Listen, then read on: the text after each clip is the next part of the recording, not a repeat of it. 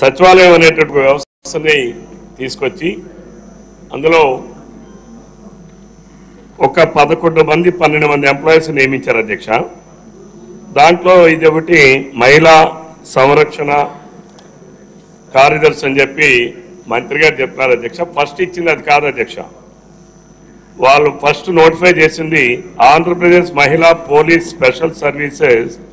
వాళ్ళని ఏం డిజిగ్నేట్ చేశారంటే మహిళా police and women and child welfare assistant ward women and weaker sections protection secretary బ్రాకెట్లో ఫీమేల్. ఇది ఫస్ట్ నోటిఫికేషన్ అధ్యక్ష.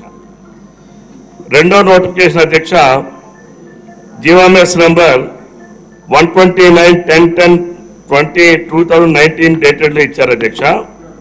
అంటే ఇది ఫస్ట్ రిక్రూట్మెంట్ చేసేటప్పుడు ఇచ్చిన నోటిఫికేషన్ అధ్యక్ష.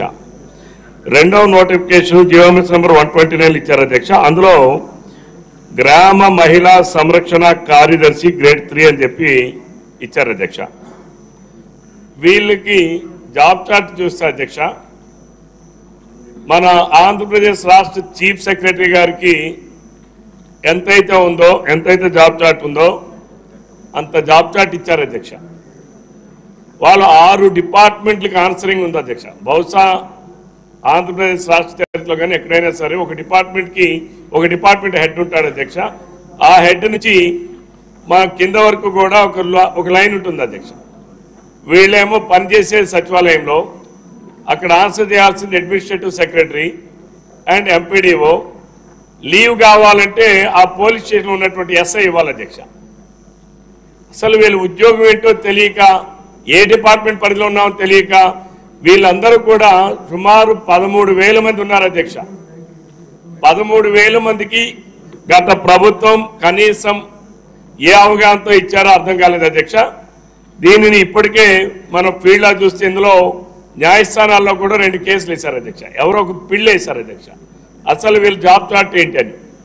మరికొందరు 2 నోటిఫికేషన్లు ఒక నోటిఫికేషన్ మేము ఓన్లీ కార్యదర్శిగా మహిళా కార్యదర్శిగానే మేము నియమించబడ్డాం కాబట్టి మేము పోలీస్ డ్యూటీలకి మేము ఎందుకు వెళ్ళాలి, ఆ జీవోఎంఎస్ నెంబర్ 59 ప్రకారం మేము పోలీసులు కాదని చెప్పి వాళ్ళు కేసు వేశారు అధ్యక్ష. ఈ 2 ఇంకా స్టిల్ కోర్టులో పెండింగ్ ఉన్నాయి అధ్యక్ష. నేను ప్రభుత్వానికి అడిగేది మీరు ఇప్పటికైనా దానిని ఉపసంహరించుకుంటున్నారా, వాళ్ళు పోలీస్ డిపార్ట్మెంట్లో కొనసాగించాలనుకుంటున్నారా, పోలీస్ డిపార్ట్మెంట్లో కొనసాగించండి.